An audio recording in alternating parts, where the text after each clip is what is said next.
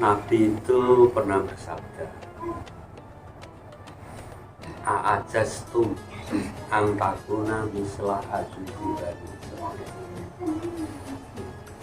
Apa kamu tidak bisa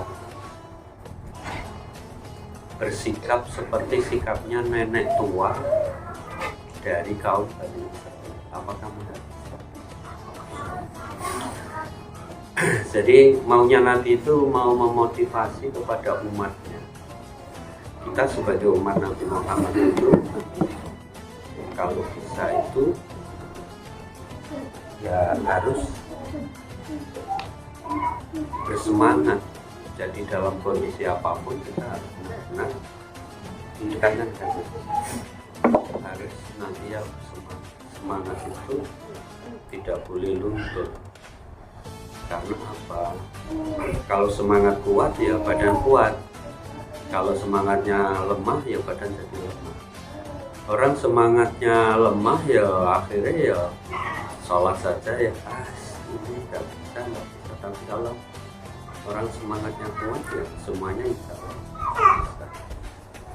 Maka Nabi Muhammad itu ya ini senantiasa memotivasi umatnya itu agar tidak lemah, selalu bersemangat. Nah itu ceritanya gitu. Ada seorang Badui Arab dulu. Itu ketika Nabi lewat di kampungnya, kampung Badui itu. Badui itu sengaja minta kepada Nabi singgah ke rumahnya. Terus di rumahnya dijamu luar biasa. Ya dikasih makanan enak-enak, dikasih makanan. Nah, sudah jadi tabiat Nabi kan, akhlaknya Nabi itu kan akhlak Al-Quran. Sementara Al-Quran mengajarkan wa idza khuyitum bi tahiyatin fakhayu bi ahsana minha aw rudduha. Idza khuyitum bi tahiyah, kalau kamu diberi kehormatan dengan suatu kehormatan, fakhayu, maka balaslah kehormatan itu bi ahsana minha, dengan penghormatan yang lebih baik. Auruduha atau sebaliknya, setimpal. Itu ajaran Al-Quran. Maka Nabi ya ketika disuguhi orang ya Badui seperti itu ya Nabi ya inginlah membalas jasa orang Arab kampung itu, orang Badui itu, sehingga Nabi mengatakan, wahai Arab Badui, kalau kamu ada waktu, silakan kamu datang ke Madinah dan kamu nanti singgah di rumah saya, kata Nabi. Terus Arab Badui bilang, iya, insya Allah. Betul. Suatu ketika orang Arab Badui itu datang ke Madinah, terus singgah di rumahnya Nabi. Hanya saja ketika Arab Badui ini singgah di rumahnya Nabi, Nabi tidak bisa memberikan suguhan yang seperti pernah diberikan oleh orang Badui tadi. Makanan enak-enak, minuman enak-enak, tidak punya. Tapi Nabi tetap ingin membalas yang lebih baik daripada kebaikan orang Arab tadi, orang Arab gunung tadi. Sehingga Nabi Muhammad mengatakan, Salli, wahai orang Arab Badui, mintalah kamu kepada saya. Mintalah kamu kepada saya. Nanti saya permintaanmu itu saya mintakan kepada Allah Subhanahu wa Ta'ala. Nah, sebenarnya ketika Nabi Muhammad nyuruh meminta kepada orang Arab Badui itu sebenarnya suatu kesempatan yang luar biasa. Suatu momen yang sangat bagus. Sebab nanti misalnya kalau itu nanti apa yang diminta oleh orang Badui terus itu nanti dimintakan kepada Allah, apapun bisa terjadi. Kalau yang minta Nabi kan tidak ada sesuatu yang ditolak. Andai kata minta gunung yang ada di Arab di apa itu minta supaya itu dirubah jadi emas dan itu jadi miliknya, nah itu bisa-bisa saja sekalipun mintanya seperti itu. Tapi rupa-rupanya orang Arab Badui ini tidak menggunakan kesempatan yang baik itu. Nah, dia hanya minta kepada Nabi, ya Rasul, saya minta unta yang bisa dikendarai. Terus yang kedua, saya minta kambing yang bisa diperas susunya oleh keluarga saya setiap hari. Nah, mungkin bagi Badui yang minta seperti itu sudah merupakan permintaan yang apa? Sangat luar biasa kan? Mungkin kalau disamakan dengan sekarang orang minta unta itu ya podo kalau orang minta mobil gitu kan. Terus kambing yang setiap hari diperas susunya berarti apa, setiap hari ada penghasilan susu. Itu mungkin bagi dia sudah luar biasa. Tapi oleh Nabi dicela dengan kata-katanya a'ajastum angtaku nami selah aju di Bani Israel. Loh, kok hanya minta itu? Apa kamu tidak bisa minta sebagaimana permintaannya Bani Israel? Seperti permintaannya wanita Bani Israel. Kok cuma minta itu? Apa kamu tidak bisa minta yang lebih tinggi lagi? Seperti permintaannya nenek-nenek tua Bani Israel. Nah, ketika Nabi menyebutkan nenek tua Bani Israel, terus sahabat sama tanya, ya Rasulullah, nenek tua Bani Israel itu siapa? Terus akhirnya Rasulullah terpaksa menjelaskan panjang lebar. Jadi dahulu kaum Bani Israel di Mesir ditindas oleh Fir'aun itu kan penyiksaan Fir'aun, penindasan Fir'aun pada kaum Bani Israel yang dipimpin oleh Nabi Musa itu kan luar biasa, penindasannya luar biasa. Sampai puncak kemarahan Fir'aun itu, Fir'aun merencanakan orang-orang Bani Israel malam itu mau dibantai. Jadi mau dituangkapi orang-orang Bani Israel, terus mau dibunuh, mau dibantai. Nah, karena Fir'aun punya rencana seperti itu, kemudian Allah memberikan wahyu kepada Nabi Musa melalui malaikat Jibril. Surat apa itu ya, ada apa itu? Ayatnya itu berbunyi fa'asri lailan bi ibadi innakum muttaba'un. Fa'asri, janganlah kamu Musa bi ibadi dengan hamba-hambaku, maksudnya dengan orang-orang Bani Israel, lailan, malam itu juga innakum muttaba'un, karena kamu itu dikejar-kejar. Kamu itu nanti mau ditangkap terus mau dibantai. Pergi malam ini juga, tinggalkan Mesir, kamu kembali ke Palestina.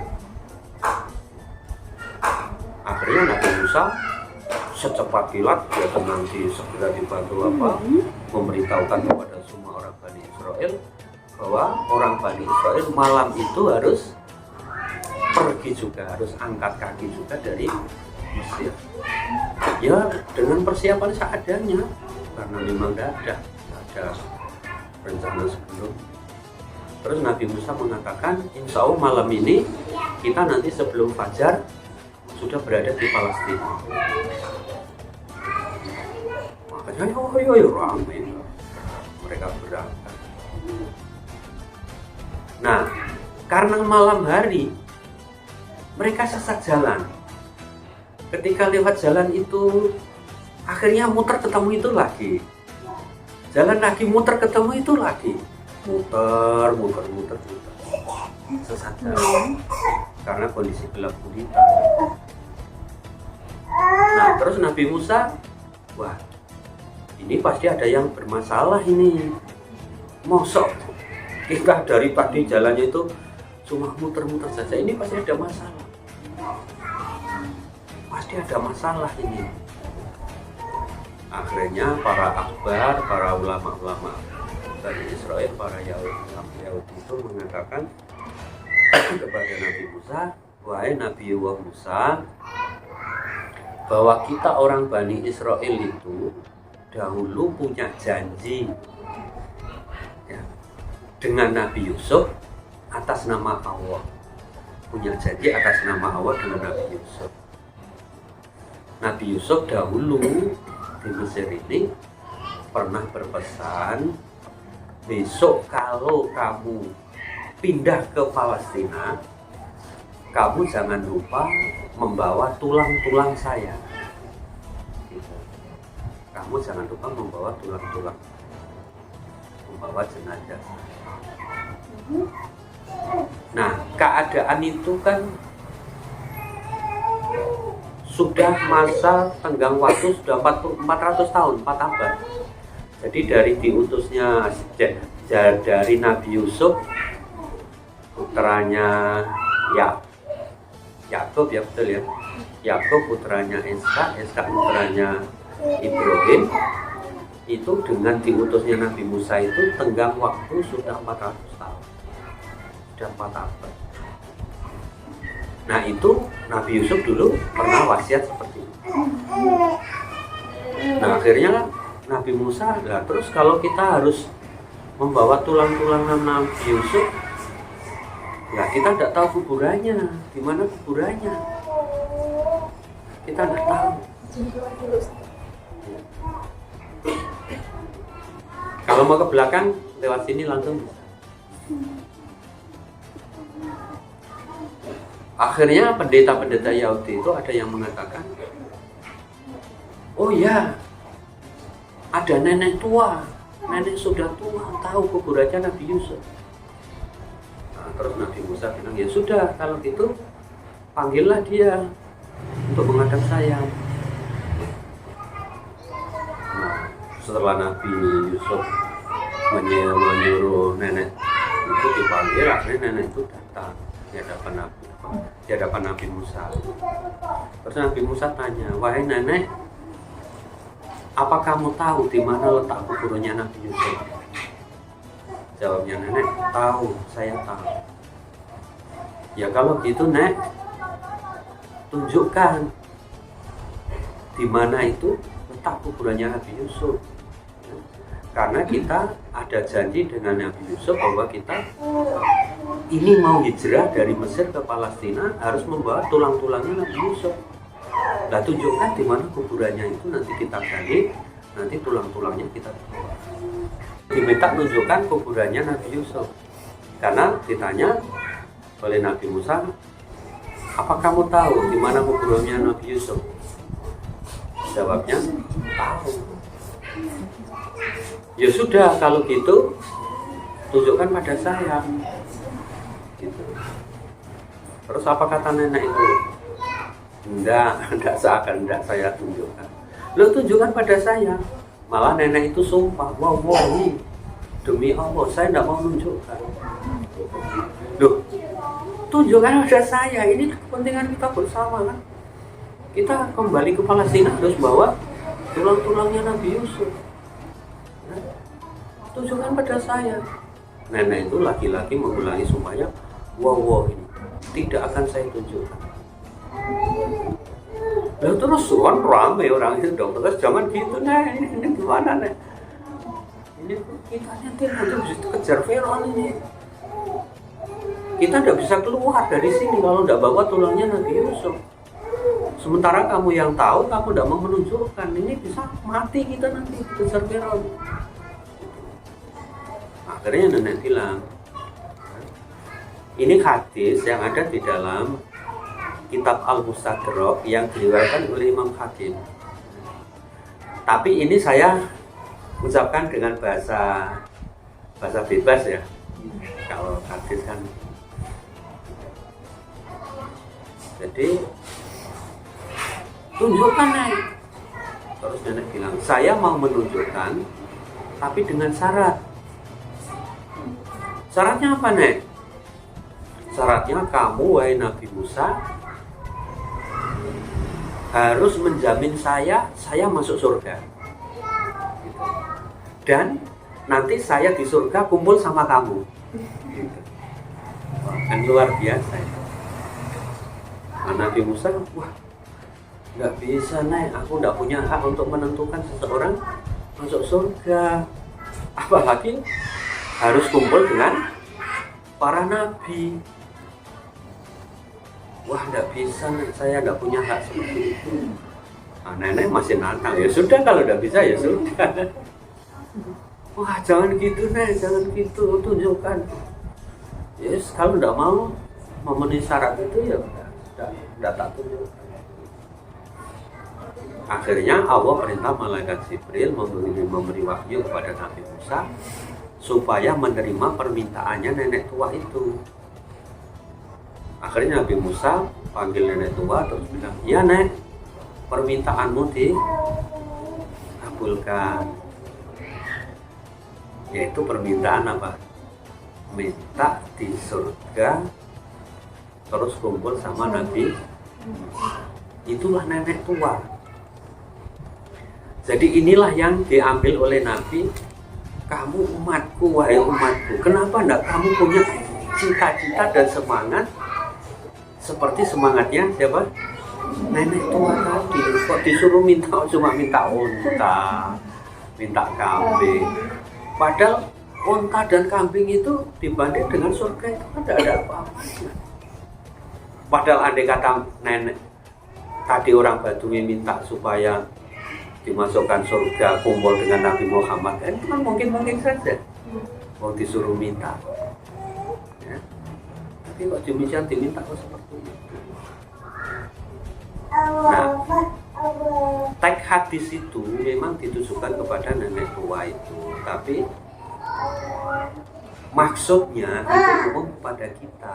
Jadi kita oleh Nabi Muhammad dikatakan a'ajastum an takuna misla ajati Bani Israil. Apa kamu tidak bisa sih seperti semangatnya nenek tua Bani Israil? Yaitu cita-citanya apa? Orientasinya surga. Jadi begitu ada kesempatan yang dianu ya surga. Bagaimana mendapatkan surga? Apa kamu tidak bisa begitu sih? Memang Nabi pernah mengatakan idza sa'altum fas'alul firdaus al-a'la. Kalau kamu minta, ya jangan tanggung-tanggung.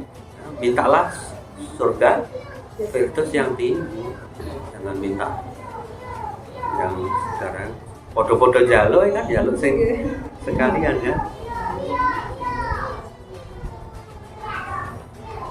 Nah, akhirnya setelah diterima permintaannya nenek tua itu oleh Nabi Musa, terus nenek tua itu terus memerintahkan, ya udah kalau gitu kamu ikut saya. Makanya semua orang Bani Israil mengikuti nenek tua itu. Ternyata nenek tua itu menuju suatu danau ya kan, apa, tanah rendah yang luas yang dipenuhi air. Terus nenek tua bilang, danau ini harus ditahu, harus bisa asah. Lah orang kan terbengong-bengong loh, ngapain? Nahu danau malam-malam begini, iya. Karena itu yos, nganut ya terserah. Ya karena memang kuburannya Nabi Yusuf itu, makamnya Nabi Yusuf itu ada terletak di danau itu. Jadi ada dua riwayat yang mengatakan bahwa jenazahnya Nabi Yusuf itu dimakamkan di tengah sungai Nil. Ada yang mengatakan begitu. Ada yang mengatakan bahwa jenazahnya itu dimakamkan di pinggir sungai Nil, di tanah yang rendah di pinggir sungai Nil. Nah, ketika sungai Nil ini airnya pasang, maka air itu kemudian menggenangi tanah rendah itu menjadi danau. Dan pendapat yang kedua ini yang paling benar, bahwa Nabi Yusuf itu dimakamkan di pinggir sungai Nil, tanah yang rendah yang tergenangi oleh air sungai sehingga jadi danau. Nah karena perintah nenek itu, ya akhirnya mereka rame-rame namu. Tapi ya seadanya, orang gue ember, apa ya, bareng-bareng malam itu. Nabi Musa berpikir, waduh, sudah malam gini, masih namu danau. Ini kok asate kapan? Kok sedang datang pagi terus dikejar ya Pak? Akhirnya Nabi Musa berdoa kepada Allah, ya Allah, tahan itu, tolong tahan itu matahari, jangan sampai muncul. Akhirnya matahari itu tidak muncul pagi, jadi ngambek itu mandek dulunya. Ya malam itu jadi malam yang panjang sekali karena matahari berhenti. Nah itu tidak ada yang mustahil kalau yang minta itu seorang. Makanya betul tahu setelah habis airnya, terus nenek itu bilang, di tanah ini, di sini kamu gali. Terus orang gali. Betul, di situ ditemukan jenazahnya Nabi Yusuf masih utuh. Nah, karena jasadnya para nabi itu diharamkan oleh Allah untuk dimakan tanah. Jadi tanah itu diharamkan oleh Allah untuk makan jasadnya para nabi. Jadi ditemukan jasadnya Nabi Yusuf itu masih utuh. Nah, terus diangkat, terus diletakkan di tanah. Ketika jenazahnya Nabi Yusuf diangkat diletakkan di tanah, jenazah itu bersinar. Tiba-tiba malam yang gelap gulita itu menjadi terang seperti siang hari. Berubah menjadi terang seperti siang hari. Nah akhirnya orang tahu, oh kamu tadi malam kesasar itu jalannya bukan di situ, jalannya itu ini. Karena gelap ya. Nah sekarang sudah terang ini. Ya akhirnya dipandulah jenazah itu untuk menerangi jalan. Akhirnya sampai menyeberang laut. Terus sebelum fajar sudah diinjak kaki tanah Palestina. Dia sudah berapa ini sudah menjadi laut yang dikejar Fir'aun itu hadis yang diriwayatkan oleh Imam Hakim ada di dalam kitab Al-Musanad. Jadi intinya ya hadis itu Nabi Muhammad itu senantiasa memberi motivasi kepada kita dalam kondisi apapun, dalam keadaan apapun jangan lemah, mesti harus semangat. Nah semangat orientasi, semangat dalam berorientasi surga, semangat dalam berorientasi surga, sebagaimana nenek tua itu. Ajas tuh menggabungkan di bani. Maka kita tentunya ya orang-orang yang sudah mengerti itu ya kita juga harus punya semangat, jangan kalah semangat kita dengan nenek tua Bani Israil. Ada di dalam kitab Al-Mustadrak yang diriwayatkan nanti dan apa ya, kita meniru nenek tua Bani Israil itulah ya, sekalipun sudah tua, tidak berdaya apa-apa, tapi orientasinya tetap cita-citanya adalah surga yang paling kecil. Mungkin gitu ya. Nah ini sudah nangis-nangis ini. Mungkin kamu sih ingin duduk lah yang kecilannya ini ya. Sudah sampai. Nah ini terus diantarkan kan mestinya kan? Iya. Kasih ngantarake dodok di kumpul di rumahnya Mufarnya. Oh di sana. Ya. Saya terima kasih sekali kamu kunjungi. Saya senang ya. Saya senang. Ya kita Saya juga dimohon doanya, mudah-mudahan diberi kesehatan selalu. Saya masih bisa aktivitas, ya istiqomah aktivitasnya. Tinggal nunggu sebentar lagi sudah datang gilirannya. Iya, saya ucapkan saja terima kasih. Tapi ini ngerepoti kamu, sudah transportnya saja sudah berapa ke sini. Saya tidak bisa balas apa-apa, gimana ya, tidak apa-apa ya. Sudah banyak.